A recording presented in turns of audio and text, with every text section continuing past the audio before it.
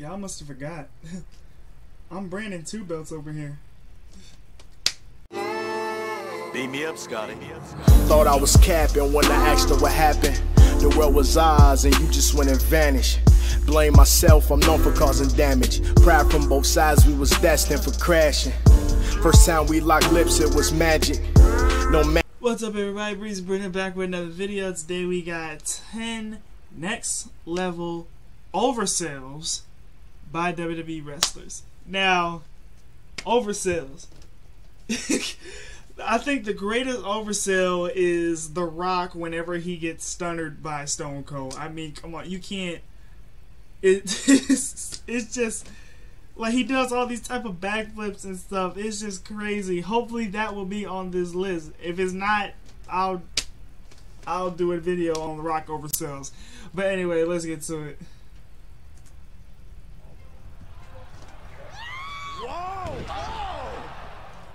The art of selling is somewhat a lost art in modern wrestling. Instead of selling every move to their highest potential and then selling finishing moves. Oh, and Dolph Ziggler. Dolph Ziggler oversells too. A notable movement in the favor of lack of selling, or even no selling at all, to enhance a match in some way, shape, or form. Yeah. The opposite of this is the oversell. JTG! This is when a wrestler sells a move so dramatically that it becomes comedic as a result. This isn't always a bad thing. Man, I watched this. I went back and watched that match. That was crazy. Shawn was crazy. Which were the over-the-top ones, the funniest ones? Well, join us now as WrestleMania looks at 10 of the funniest oversells in WWE history. Be sure to subscribe and hit that notification bell for daily wrestling videos, and follow us on Facebook for exclusive lists.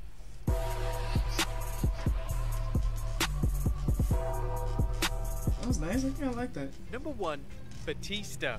Batista's heel turn in 2009 was arguably the best run of his entire WWE tenure. Batista took it to the next level and delivered some of the best heel work of the entire PG era. But this was the first time that Batista had become a heel since the initial babyface turn in 2005, so this was extremely refreshing. But one of the more infamous moments of the heel run involved a hilarious oversell from the multi-time world champion, as during the build to Batista vs John Cena at Over the Limit 2010, Batista would take part in a beatdown of Cena on Raw alongside Sheamus. Now this would be before Mark Henry made the save. Henry would comedically push Batista, and then Batista for some reason decided to take a few steps backwards and then proceeded to take completely overselling the push. It was as if Batista was forced back by Jedi powers. The spot received audible laughs from the crowd in a spot that wasn't designed to be remotely humorous. Number 2, JTG. When a wrestler has their final match in the company before moving on to new avenues, they could take 2 routes. They could deliver the best match possible, leaving a lasting impression with fans, or alternatively, they could put on a mediocre performance, as they have little to lose by putting on a poor showing. JTG decided to leave fans with an incredible memory during his last match in 2013 against Santino Marella on an episode of Superstars. During the closing moments of the match, Santino hit JTG with his Cobra finishing move. Catching the boot. JTG, instead of a come on, man. during the cell, as if he was having an out-of-body experience, or as if there was actual poison in that sock. Strike! Oh, the venom! On target, Santino for the victory! I mean, if you're gonna go out in style.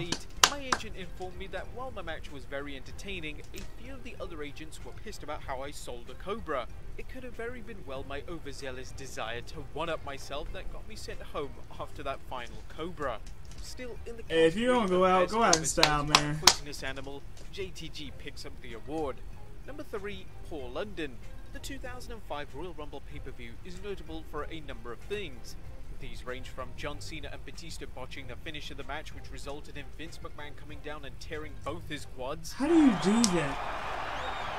How do you tear both your London quads? giving the biggest oversell in Royal Rumble history. Oh God! Oh. During the match, London made Gene Snitsky's clothesline elimination look like the most painful yet effective elimination in Rumble history, as he performed a backwards flip to the floor to sell the move.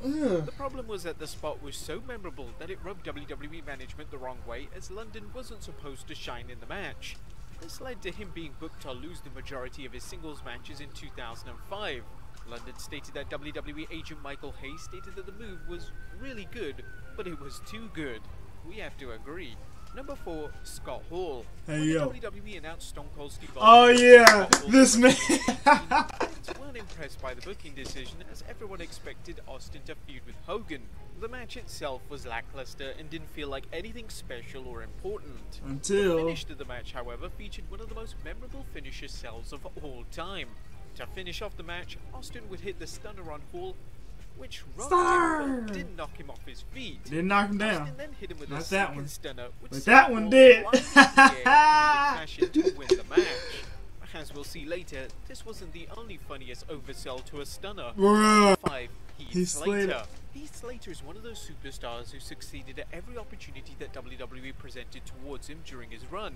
One-man band. From the 3MB gimmick to the I've Got Kids gimmick with Rhino in 2016, he 3MB managed to was make better. everything WWE gave him work. To promote Raw's 1000th episode in 2012, Slater would face a Raw legend each and every week on television. The match I remember started that. the likes of Vader, Psycho Sid, and then expanded to the likes of Bob Backlund and Didn't he Rikishi. do Doink? The payoff involved Slater being laid out by numerous legends, including Lita and the APA, and it also included one Oh of the yeah, this funniest clothesline. of all time as Slater sold JBL's clothesline from hell by landing on his Ugh. back with his feet in the air with a solid 5-second delay before his feet would hit the ground. JBL was laughing. smiled following the execution of the And Lita is too. acknowledging how brilliant the oversell was. It was reported during this time that Slater had impressed WWE management with his performance and the commitment he devoted to the role. Number 6, Triple H. This next comedic oversell. My brother sent me placed this in a one. dark match on Raw, meaning the mass audience never got to see it. Luckily, thanks to the age of social media, it's turned into one of the most famous WWE sells of all time. The oversell in question took place in a tag match between Triple H and Ric Flair versus Shawn Michaels and Randy Orton. In the match, Triple H jumped from the second turnbuckle into Orton's boot. Triple H decided to sell the move in an incredibly slow Just manner bad. as he stood there dazed for over a minute before finally flopping to the canvas. The sell was made even better by the mannerisms of HBK on the apron, He tried to. baffled and humoured at the same time. Number 7, the finger poke of doom. One of the most famous oversells of all time also happens to have taken place in one of the most infamous segments in WCW history. The segment took place on the January 4th, 1999 edition of WCW Nitro, and it took place during a match between Hogan and Kevin Nash. The match saw Hogan poke Nash in the chest, which led to Nash delivering a dramatic oversell by proceeding to throw himself on the ground, allowing Hogan to pin him. Now this is the same Nitro that over 600,000 viewers switched over to Monday Night Raw I after bet they did. commentator Tony Schiavone gave away the results of the Raw taping and the fact that Mick Foley was going to win the WWE title. Many associate the finger poke of doom segment with the beginning of the end of WCW. Nash would even comment on the moment, as in an interview on WWE.com almost 13 years after, he would state Hey, that they the dro- finger poke of doom was just trying to realign the NWO to face off with Goldberg, and Goldberg ended up getting injured. I love how the story of my life is how I beat Goldberg to turn around and take the finger poke of doom a week later. Boy, that did me a lot of good. Number 8, Ric Flair. Flair flop by Ric Flair is without question the most famous consistent oversell in professional wrestling. The Flair flop consists of Flair taking a basic move such as a chop, stagger forward, and then proceed to fall flat on his face. It always detained a laugh from the crowd and really showed Flair's ability to go from the toughest man in the ring 1 minute to one of the funniest wrestlers alive the next. Flair revealed during an appearance on Stone Ric Cold Flair, Steve man. Austin's podcast that he actually stole the flop idea from Johnny Valentine, and it received mixed reviews at first as Ole Anderson hated the oversell. Flair would then go on to say that Vince McMahon was one of the biggest supporters of the move and that Vince always found it hilarious. Number 9, Shawn Michaels. The storyline behind the SummerSlam 2005 match between Michaels and Hulk Hogan is legendary. that The entire story goes that match the two legends were supposed to take part in a trilogy was of matches hilarious. with the two men trading wins. Sadly, Hogan nixed It was this Legend idea, versus citing back problems Legend. was the reason for the cancellation of the feud. Hogan believed that they should do one match and Hogan should go over as he was the Well, babyface, Legend versus and then the two Icon, thank wrestlers you. go their separate ways. HBK didn't take too kindly to this and decided to make a point at SummerSlam by overselling every single thing that Hogan did in the match to the point that he was mocking Hogan. Locks up and three. Yep. At least on that exchange. HBK would sell a basic shoulder block by Out the falling ring. dramatically out of the ring, and HBK would even sell Hogan's trademark big boot by taking one bump and then automatically popping up and taking another bump. One of the most Oh, this part! fascinating Why did he back is oversell when in that HBK match? was oversold to the extreme. And number 10. The There Rock. we go. The feud between The Rock Stunner. and Steve Austin is arguably the most legendary feud of all time. Their feud created several iconic moments. You and can't the say most The Rock is a bad actor, because every time he got Stunner, If you ask a man. fellow wrestling fan what they remember most about the iconic feud, they may suggest the beer bath. Wait a minute! Stone Cold! They may even suggest Austin turning heel at WrestleMania 17, or some will even say The Rock selling the Stone Cold Stunner. Whenever The Rock would take a stunner, he would dramatically oversell the move, with each one seemingly getting more over the top than the previous one.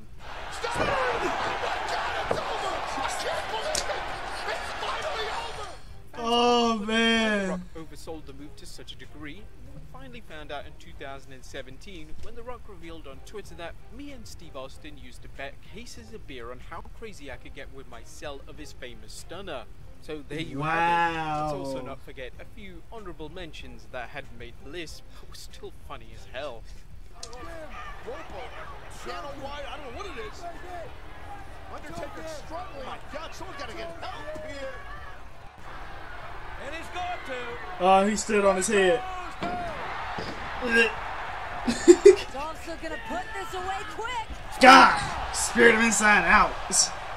Aggressive attitude that we've seen from Zack Ryder over the past number of months. Zack Ryder Out the ring. But there you have it. And that... I just have one question. Why did Shawn Michaels oversell that match against Hogan? I mean, the match was great and all, but why did he have to oversell that much? And The Rock? Come on, man. Most iconic oversells of all time come from The Rock.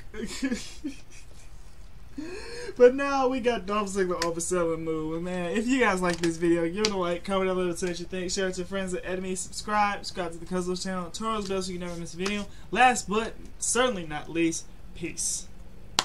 Know I'm the real thing. I hate to jump out of the window so soon, but I can't stop mistaking that smile for a moon. Got me in tune, bittersweet when I hear that song. All is well when she home, baby, it's been too long. What can I do to make up for how you feel now? She said it's made up. You here now.